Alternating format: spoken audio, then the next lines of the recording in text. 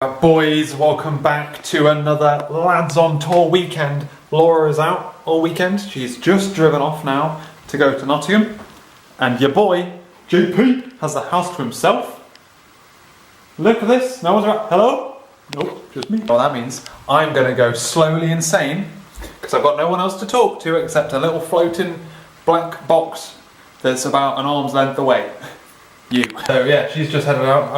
I went to work early today. Well, I tried to go to work early. Hit a load of traffic because of roadworks. Got there at semi-normal time, bombed back, and I actually missed a really interesting talk about statistics, about like A/B testing and the web, which was annoying. But anyway, bombed back so I could get petrol for Laura so she could head off. And yeah, so she's on the road, and now I've got all weekend to do what I do most: program. Yeah. Didn't wake up last night. So I am going to go and have a sleep. I didn't wake up last night, so I didn't nap at lunchtime. I didn't have time to nap at lunchtime anyway. I'm going to have a quick nap, and then I'm going to come back here, and then I'm going to have some dinner. I saw Laura off, but like I said, I want it to be like, good, let's do this. But yeah, I need to nap, because I need to get back into my sleeping pattern, which I can do, because I can put my alarm on the other side of the room, and not annoy Laura. I had dinner, and I had another one of those Sainsbury's like ready meal curries. And last time I had chicken jalfrezi, and it's nice, but I could do with a little bit more heat. So I was like, you know what, I'll have a chicken madras. I've never had a madras before, ever in my life. I'm disappointed. I bought it because I wanted more heat. It wasn't really that much hotter. I mean, it was closer to what I'd normally have than from like an actual takeaway than a chicken jalfrezi actually is. I've literally just finished it. I'm trying to talk to you before, before Dad calls. I've got a hiccup. And it's basically the same heat as a jalfrezi. But it doesn't taste as good because it's just like chicken and sauce. But the jalfrezi's got like peppers and stuff in it and like tomatoes. So wouldn't recommend. Jalfrezi, lovely. That alright. But today was one of those days that started off really boring at work and then like kicked up towards the end. Basically, I couldn't figure out what I was going to do with my day, and then I basically spent my entire day talking. So I showed people a proof of concept that I made yesterday, and then I had a one-on-one, and then I was helping a junior JavaScript developer. I was helping teach him C# because he was doing a feature for us in our world. So I was giving him support on his stuff there. And then we got through to the afternoon, then we started to deploy something, and then we were like talking, trying to get the deployment out. Turned out there was something wrong with the database configuration, which was throwing errors. But I was like diving through the code, trying to figure out basically what I was, diving through the logs. Seeing what basically we put two things in live at once and something like over here went. We're like, what the fuck? So I assumed it would have been me because I did such a big refactor that it would have been possible for me to have broken that. Turns out no, so that's fine. I also feel like I've rushed my dinner so that Dad could call me at 6:30 and it's 2 minutes past. Half past. Yeah, and then basically, so I was doing that, and then we had a talk and I meant to go. It was literally like, it went really quick. It was a really good day though. Fridays are always a little bit more relaxed, a little bit more talkative. But yeah, like I say, it was a good day. And now I'm rested, I've eaten, I'm going to do some washing up, and we're going to sit down and do some programming. If you watched my previous video, you will know that I was aiming for, let's figure out if it's possible, an 80-hour week this week. Spoiler alert, I missed 3 wake-ups. 3 wake-ups? Or 2? 2. I think 2. Oh no, 3, because I missed Monday, yesterday and today. So, how much have I done this week? I've done 50 hours this week so far. That's not best. I was hoping to be closer to 60 than 50. Is it possible? Is it still possible to break 80? I think we can hit 75 comfortably, but... Well, we can hit 70 comfortably. 20 hours? Yeah. I could do 20 hours in a weekend. 30 hours? That is a different question.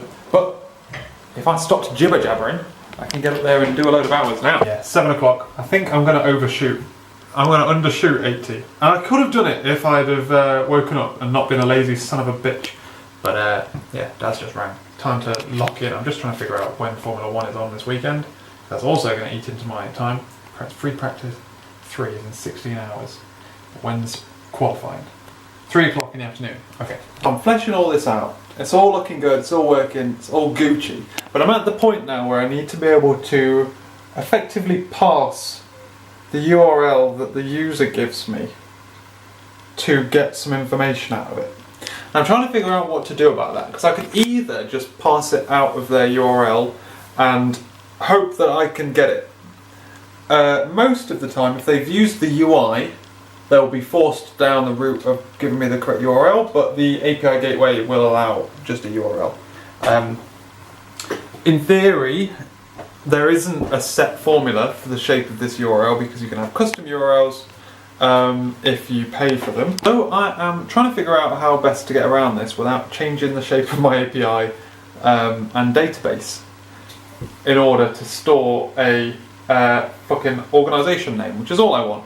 So at the moment what it is I'm asking you to give me the API accepts www.organisationname.visualstudio.com. What I need to do is create www.azure.devops dev.azure.com/organisation. My options are effectively just try and calculate it, in which case if I calculate it, I've got to calculate it a lot, or save it a lot, or do I save it in the database? It feels like something that could live on, because I have the different objects, so I could store an extra field on my Azure DevOps clients where they have that extra field, whereas everyone else might not necessarily have an organisation name. So it feels like something that I can support. It's just figuring out where. Do I allow it on the API but try and pass it if you don't give it me? I feel like that's the way. And then I can use my mapping, my validation mapping, to spit back a nice validation message. So if you pass me a URL that I can't pass, but either way I'm going to store the data. I'm going to store it on the model in the database. If you pass me a URL that I can't pass, I'll kick you back a validation message and you have to give me the field, or you can just give me the field, or you just give me the URL. So like a plan? The question becomes, why do I even give them the option to give me that URL? Because it's actually a lot less useful. The problem, moving from using the nuget package that I was talking about in my last video to just talk to the API directly, the nuget package I was talking to took the visualstudio.com URL, but the API itself doesn't. The API itself is something else, but it was doing that parsing behind the scenes. So I could see how that did it. The option is pass it at runtime when I need it, but then the problem is I need to get it out to the user, get information out to the user about why it is I can't connect. And it's going to be really fucking hard for me to do that, because the difference between you not being able to connect to it because you give me I can't get your bloody thing, that's basically a no-brainer. That's basically impossible, which is why I feel like I need to change the API. So let's put a pin in it. Let's change the API to accept an organisation name, and if you don't give me an organisation name, I try and pass it so that I don't have to change the front end, but the API gateway technically does accept two different things. So take it in, pass the real one if you haven't provided it, and then we'll roll. Sounds like a plan. Just feels like I'm going a bit off-piste. That's the problem. That's why I don't feel comfortable doing this yet. So what I'm going to do is I'm going to add it to the right. Let's just make sure it works. Let's make sure it works if I did get it working before we start going fucking crazy, Jamie. So it works. It works. Happy days. All I need to do now is make sure I've got the thing in. I realised that I had to do a little bit more there than just fucking wire it in and make it work. Lol. I needed to smash in some automapper stuff because basically I've kind of built it completely separate from the old one. I just kind of flicked the switch over, but then I've obviously got new models now. I'm not using the nuget package. So it works. All I need to do is make sure that I have an organisation name when you enter a Azure DevOps account onto our thing, and then that's the best way of doing it. The UI will automatically do it for you, so you don't have to worry about it. The API will try and do it for you if you don't, so you don't have to do it there. But if you call our API, maybe the API won't do it for you. Maybe I'll change the front end so that the front end pumps both of the data back. Yeah, let's not make the front end do it for us. That's a bit excessive, isn't it? Boy, API doesn't have to be that fucking helpful, does it? Pass in the URL and you pass in the organisation name. Two separate things. What do I use the URL for? Fuck knows. Maybe I'll use it for something later. Maybe not. More simple solution here would be to get the user to just enter in the organisation name on the front end. Literally just change the front end thing so that it looks different. My fucking day. Boys, you know, because I'm such an overachiever. So this is what that page looked like before. You register a new code provider, it's not been renamed yet, leave that alone. And you type in the little subdomain in here. However, one tiny config change. Bang. Boy! It's visually less appealing. But it fucking does the job. So now I flick that like that, and now it posts back the right URL. And now I don't need to know the organisation name because I've got the URL. What do you think to that, eh? What do you think to that? My days. One of the things I've realised is, I'm just making a cup of tea, is that I've lost, in this move from one to the other, I've lost the ability to test whether or not my credentials are valid ahead of time without making a request to the API effectively. I've just basically the way I tested it from the front end, changed the configuration so that it displayed it in the other way around, and then pumped it through, saved it fine, tried to connect, and then it went, connection passed. And I'm like, I definitely shouldn't have passed because I didn't put a correct credential in. Walked through, and then I've realised how I was doing that before. There's like this little asynchronous test that figures out whether or not the details you've given me are valid, and then spits back validation error messages and stuff. And that I've skipped. So I could just do a recall, I could just do a request to get details, just get some basic details, and then run from there, effectively, if you were able to get some. Happy days. And I cache this, but at the moment that's being done once. Maybe I should just move where that logic's happening, I think. There's this, it's kind of like embedded somewhere, and I should put it inside the place where it's doing the test rather than more or less on every time you invoke a new version of this client. I mean, it's cached, I've cached the client, but so it's not creating it on every request, but it will recreate it a lot. So I need to do it on once effectively. Yeah, let's do that, I think. Yeah. When it's running through the test command, all it does is basically put try catch around it for one instance. It hits it once, and then goes, happy days. This is great, this. I'm coming up with problems, and I'm solving them. I'm just fucking whittling through, it's awesome. Right, you know what an absolute kick in the teeth this is, boys? If you call the Microsoft API unauthenticated, it doesn't spit back a 401 or a 403 that says you're unauthenticated.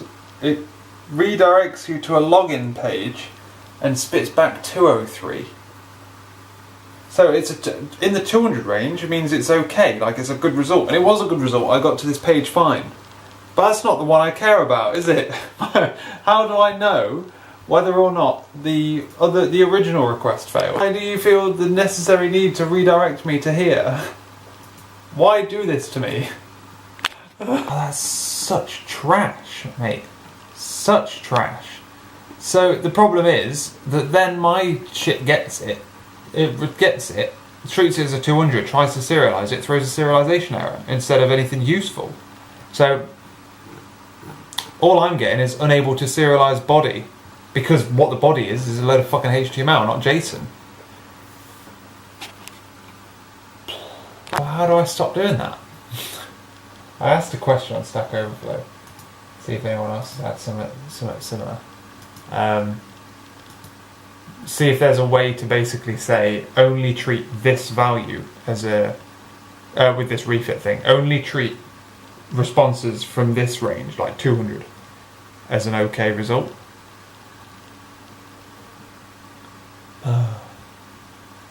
What a pain in the ass. What a pain in the absolute ass. Guys, this is a weird bit now. My phone's gone into Do Not Disturb. God damn it.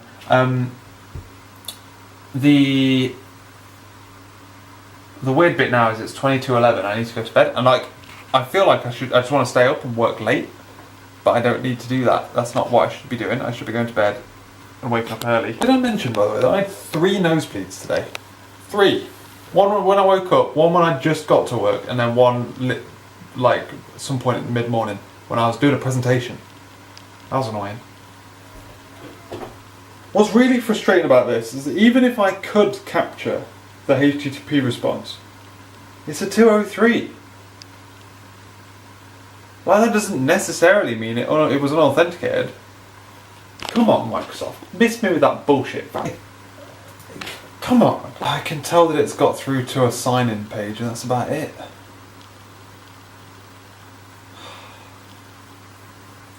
What a ball ache, fam. What a ball ache. This, like, this, sure, this is useful if I was a human interfacing with this. But I'm not. I'm an API interfacing with it. I'm code. My code just can't just whap in a password, can it? Into something that's not even a browser. Oh my days, mate. Giving me the XML is literally, giving me the HTML is literally the worst thing you could have done. At least give me a 400 error status code, so I know what the problem was. I've just been taken there, and I have no context as to why I'm there. I'm just at a different page, and then it's giving me 203 because 203 is like, oh, you've been redirected, but it doesn't say why. Let's go to bed. Right, let's go to bed. Alright then, boys. So I didn't wake up last night. I remember I got up, got out of bed, walked across to my alarm, turned it off, got back into bed and turned the light on. I'm like, right, okay. Let me just lie here. And I'm like, Jamie, get up. Get up, Jamie. I'm really bad at that. I've lost the ability to go up. But I did wake up this morning without the use of an alarm early. Like, early. So it's now not even 8 o'clock and I've already had breakfast, dinner, breakfast and dressed and whatnot. And I'm already sat down, I'm looking through I put a Stack Overflow question up yesterday and someone's answered it and they've given me what I thought would be the solution, but I don't think it gives me everything. And what I need to do is I need to look into request headers to figure out if I can pass a request header through that just basically says fucking stop redirecting me. So that's what I'm going to do, but otherwise I can put in a well, to be fair, they did say something slightly different. They said delegating handler instead of a HTTP message request handler or something like that, which is what I was looking at. But yeah, I think, to be honest with you, the problem with this is, in general, is that it won't. I need it to cut. I need it to go down the line and then cut and go, right, no, we're not going to do the rest of the workflow now. And that isn't what it does. This version, but I think the other version that I found yesterday does work. I'm going to briefly investigate, see if I can put in some custom headers to say, fucking stop redirecting me, please. Okay, so the problem is, I literally send a request and it mutates my request into a different request. I basically go through it, goes, oh, you're unauthenticated, I'm going to make a request to this person on your behalf and then come back to you as if you made that request in that first place. So my request is going in as a request to dev.azure.com, but then the request after the fact is, so the response message, according to the response message, the request message, oh, I forgot to change the authentication, you tit. That one worked because I used the correct authentication details. I'm like hacking in the wrong authentication details to do this.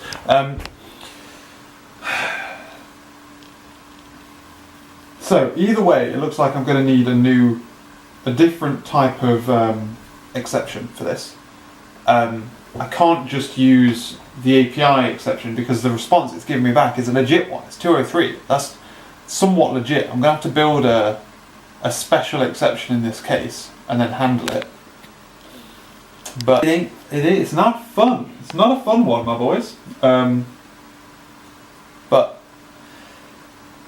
yeah, I was kind of hoping that I'd be able to either attach something to the request so that let me just make sure it uses the correct or the incorrect personal token. I'll do. Go. F5.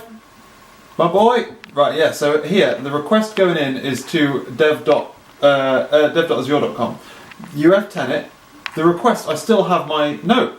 It mutates my request to spsprod westeurope1.vssps.visualstudio.com because it's done a redirect, so I've even lost my initial request there. Effectively, I have no choice. There's nothing I can do to stop that redirect happening. My options are literally take the response back from Visual Studio, listen for 203s, and spot that it's a different URL to the original URL. So I have to cache that locally. Spot that the URL is different and it's a 203, and then go throw some kind of authentication exception, and then explicitly catch that authentication exception everywhere else. Because, well, no, not everywhere. Well, to be fair, I don't need to catch it everywhere. I just need to catch it in the scenario where I'm doing test validation. God damn. It's a far more complicated problem than I first anticipated it would be. The problem is I've got to make it look like someone's living in this house. Because I just work upstairs. Upstairs is just dark, and also I need to remember to get food out for my dinner. It's nearly always Laura's job. It's never mine. So she was like, "I know you're going to forget to." Ha! Look at me now. I need to remember to get tomorrow's dinner out today as well, but I'll do that later, otherwise it will defrost too quickly. I figured it out. Basically, walked away, had a wee, come back to it, and I'm like, right, okay, that's how we solve this problem. It's all fixed up now. I'm now going to look into, temporarily, some kind of global exception handler. Because at any point these credentials could fail, and I have a process that manages it if they do fail, like it will flick some flags and redirect the user and stuff, but I kind of want that to happen if it fails at any point, rather than if you've requested to test the connection. I'm going to have a brief look into that as well. I'm having fun. I'm just tinkering around here, there and everywhere, you know. As soon as I've done this, I will start looking into creating that webhook. Lol. Right, so I think I've got to do two things here. There's two steps to this. There is the credentials fail, and I need to tell the user about it. That's step one. That is going to be handled by a global exceptions handler inside the API, where the API will catch the exception. Well, it monitors all unhandled exceptions and then is able to convert them. So that runs by default and just throws 500 errors to the user. But you can customize it so that if you get a certain exception, you can throw a different status code, i.e. a 422, which is what I'm thinking is probably the best one to go for. And then basically I can configure my website so if it ever receives a 422, it knows what happened. And that's kind of a process I've been going with. If you try to do an operation on something that hasn't got the credentials set up, it kicks back 422 rather than anything else. Having said that, I also do that for some validation stuff. 424 failed dependency status code is what we're going to return. So if the API returns a 424, then the user knows that it's been unable to use the connections that it was required. That's the rule that I'm going to go with. We configure that globally so that if I get a code provider connection exception, that will trigger. But I'm also going to put in place a mediator pipeline, a post mediator pipeline, effectively to catch the exception and then put another message on the bus. So the problem I've got is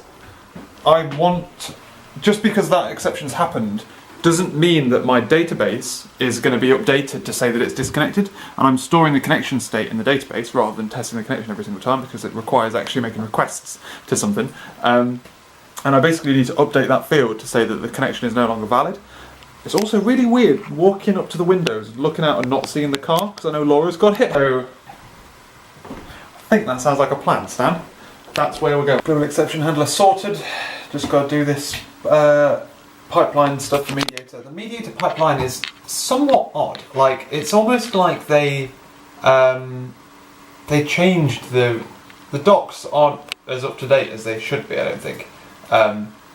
Because they literally talk about one thing, but those interfaces literally don't even exist anymore, which is an absolute hoot, to say the least. But I'm using a pipeline. I'm already using a pipeline for validation. So whenever you put a message through, a command or a query through the mediator pipeline, it scans for validators that would apply. applies them, and if they are valid, they'll kick back, so you don't have to write validation lines in each one of your handlers, and it's all about cutting cross concerns and all that kind of shit. Maybe those interfaces do still exist. You're talking there about an iPipeline behaviour.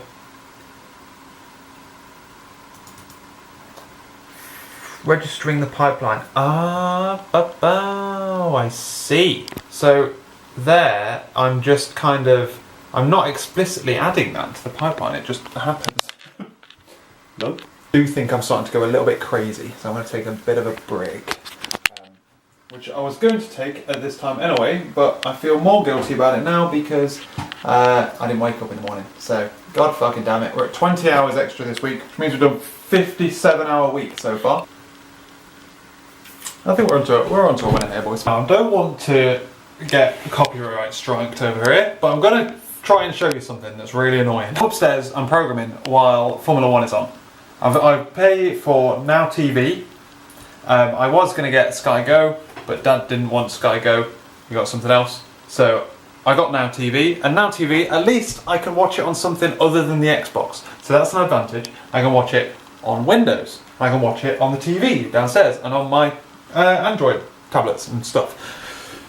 However, when you watch it, you can't watch it in a browser. You have to watch it in an app. Fine. I download the Now TV app. Now the Now TV app requires you to be full screen and on the primary monitor. So it's on this monitor here, look, the primary one. Which means I'm coding on the right one. Which is annoying because that means I either sit off balance or I have to put my keyboard at an angle and then it rocks because my table is like a banana and it like bends in the middle. That's pretty annoying, right? Pretty annoying. Well, I'll tell you what's the most annoying part of it. So I'm still trying to get some work done here. I'm trying to do some stuff and I'm currently trying to figure out how I can kick off the process that I need to kick off that I was talking about earlier. And so here I am. I'm working away. This is VSTS code. All I'm doing is just chilling out, writing, looking at some stack traces, debugging stuff. You can see Formula 1 is playing on this left-hand side of the screen. Look at that. Right, that's cool. But if I was to go to Alt-Tab now to Insomnia so that I can pump through another REST call, look at that. It's fucking gone.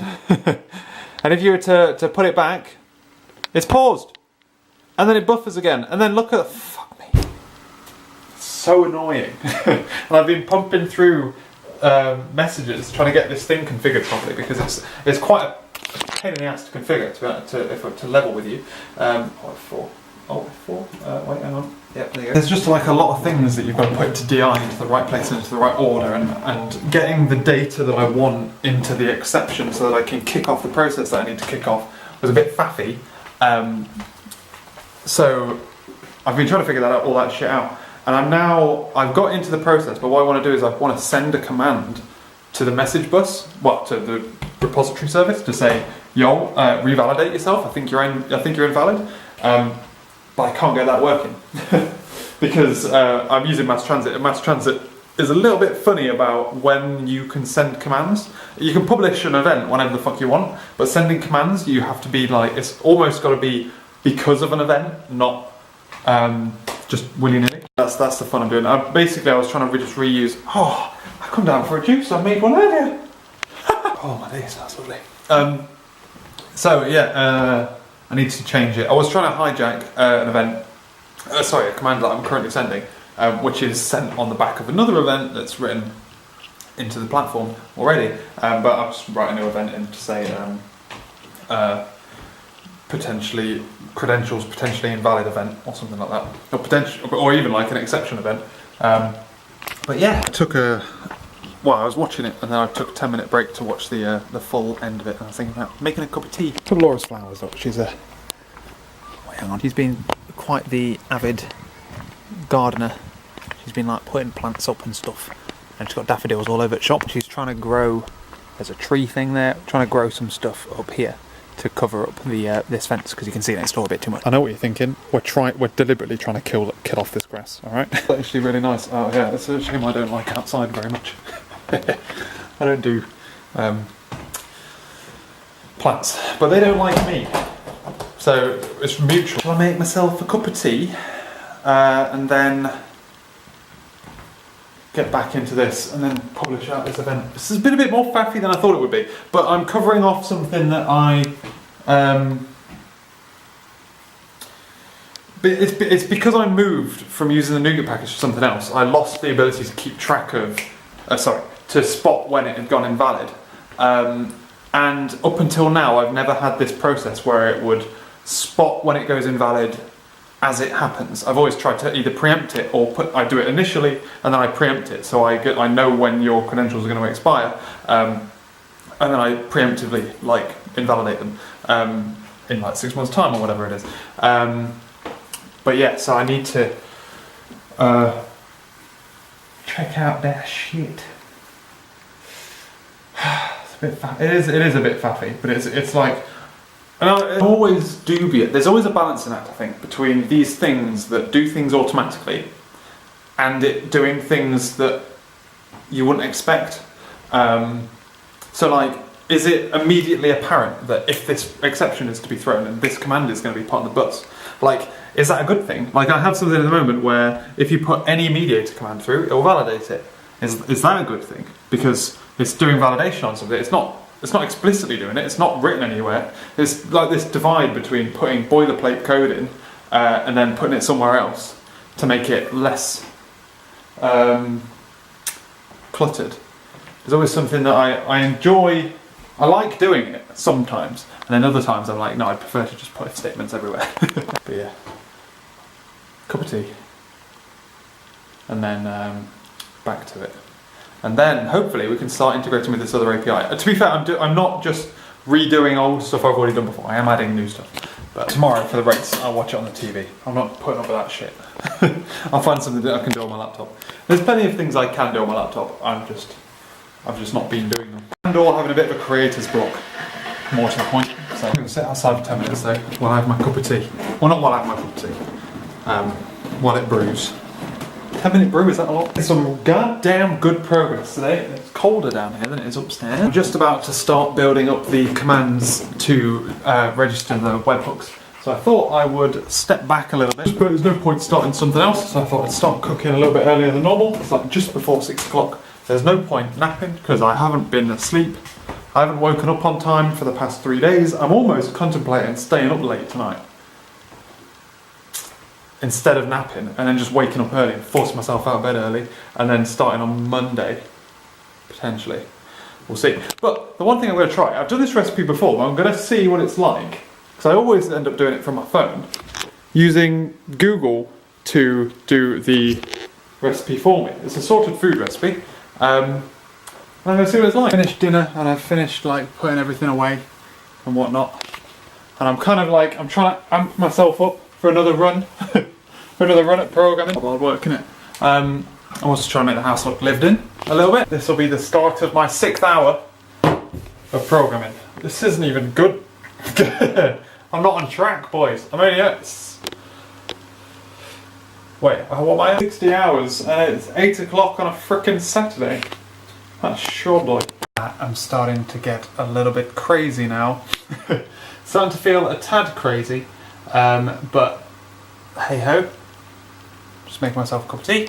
I'm tinkering around the edges. I'm not being very productive at the moment. I'm going to take a tiny break again. I'm on 7.5 hours now. I'm tinkering around the edges because I'm defining the API, the models that I need to do to communicate with the API, and I can't decide whether to start this way or go that way, effectively. And I've decided I'll go that way a little bit, but I'm starting to be unproductive. There's no point in keeping the timer running when I'm being unproductive, because I'm just cheating myself. So what I'm going to do is I'm having a cup of tea, I'm going to watch something, probably The Office or something, while I moisturise my hands, because my hands are really dry. I always get really scaly knuckles. My knuckles are always really dry. What's that all about? Yeah, I'm staying up late. Well, I'm staying up late. I'm going to bed now. It's midnight. I'll wake up early and hit it hard for the morning. I've got more things to do tomorrow, job-wise.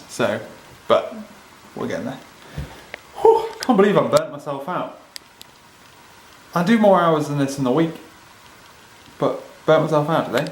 interestingly. Caught off guard a little bit this morning by the clocks going forward an hour. My phone went off, then my alarm went off a lot later, and then my clock was saying 6 and my phone was saying 7, and I was like, what time is it today, Google?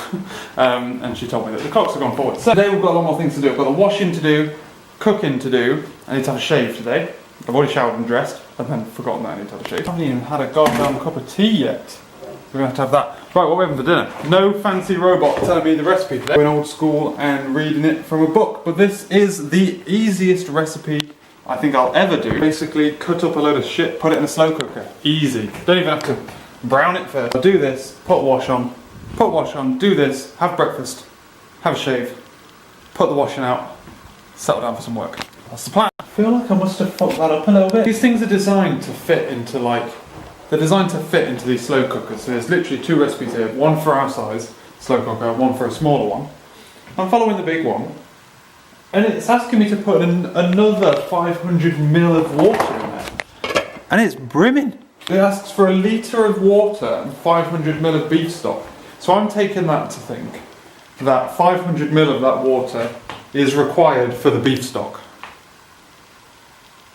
That's what I'm hoping, because there's no fucking way I can put 500ml in there. Maybe I should. I feel like I probably should have cut things up a bit smaller, but you still wouldn't get another half litre in there. Time to not worry about that now, because in 9 hours we need to worry about it again. Hey Google, set a timer for 9 hours called dinner.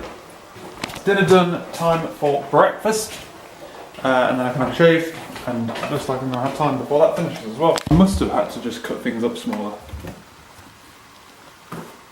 Oh well, this is supposed to be beef and vegetable soup is going to turn into a stew. That's what it's going to be.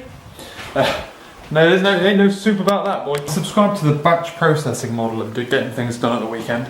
You batch up all of your jobs on the Sunday morning so that you can get them all done before midday, effectively. The only real problem with that is that it is nearly...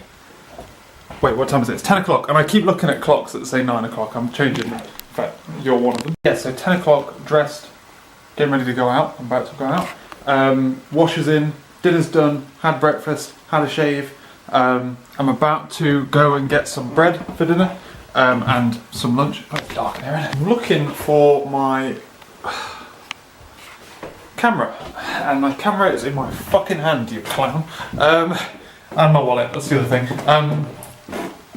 Yeah, so then I get back. By the time I've got back, the washing will be done. I put the washing out, and then I can relax. Much prefer that kind of like that pace of getting stuff done at the weekend. But it means that yesterday would have been much better to dry clothes outside. Much better. Way better. Because it was so sunny yesterday. And today it's just a bit overcast. It's a bit windy, so it should make up for it. And it'll still dry. It just won't dry as quick. And there's nothing worse than going to all the effort of putting your clothes up outside, then taking them out, and then having to put them back up inside. You're just doing the same job twice, you may as well just left it inside. Say nothing worse, obviously. There are limits to that. Right, so yeah, I need to go get some bread. Don't need anything else. I need some a notepad, a flippy notepad. So I think W.H. Smith's is open. I don't understand how a washing machine that has a time, it tells me how many minutes it will take. In minutes. And yet it just delays it. Just tell me a bigger number. Don't wait till the very end. And then somehow realise you've still got a shitload of water in you. And then extend the time by 10 minutes. I don't understand how a pre-programmed schedule can get delayed. It baffles me to like the last minute and it's still half full with water.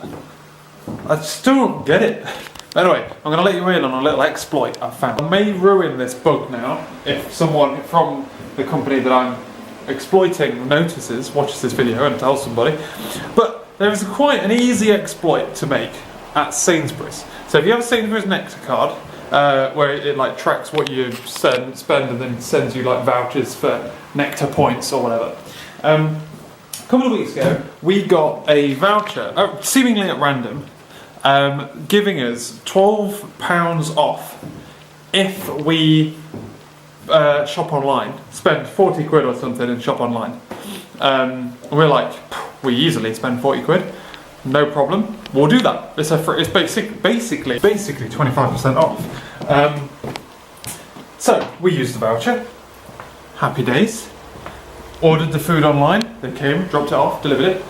Then next weekend we went to the shop to buy some bread. It's somewhat regular occurrence. We go to Sainsbury's on the weekend, buy some bread because we've had like toast in a week or whatever. We just need an extra loaf. Or we buy like a baguette or a nice bit of bread for something like a stew. It prints out another voucher, £12 off. If you spend 40 quid or 50 quid, one of the two, can't remember. This one, the one I've just got, is 50 quid. So the exploit is, you order online, that's fine. You then go into the shop and their computer system must think, oh no, this guy must have had a bad experience when he ordered online. Let's give him another voucher. Like fucking clockwork. So you order online. I think we've been doing it like once every fortnight now. We're getting it delivered. But I reckon if you were quick enough, you could do it if you like went to the shop on a Saturday instead of a Sunday, and because the way that we do our ordering on a Monday, it just doesn't line up always. You order it online, you go into the shop, make sure you swipe your card, just buy like bread or something, and then it gives you another £12 off voucher.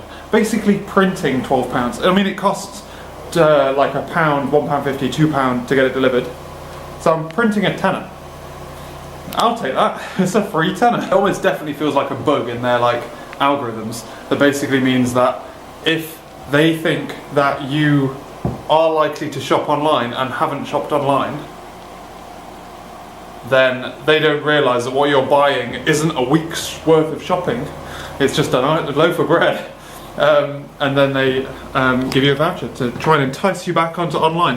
Why they do online? No, the reason they do online is because you can't buy everything you want to buy online. They show like a subset of the items, and those aren't always the cheaper items. So this week, for example, when I bought this stew meat, we did the shopping online. You can't buy casserole steak online. You do it in the shop, it's fine. I had to buy lean, something else. A stewing steak or casserole steak is something that they sell online. But this isn't that, it's like lean beef. I've put the packages in the bin. It's like steak, but not a steak.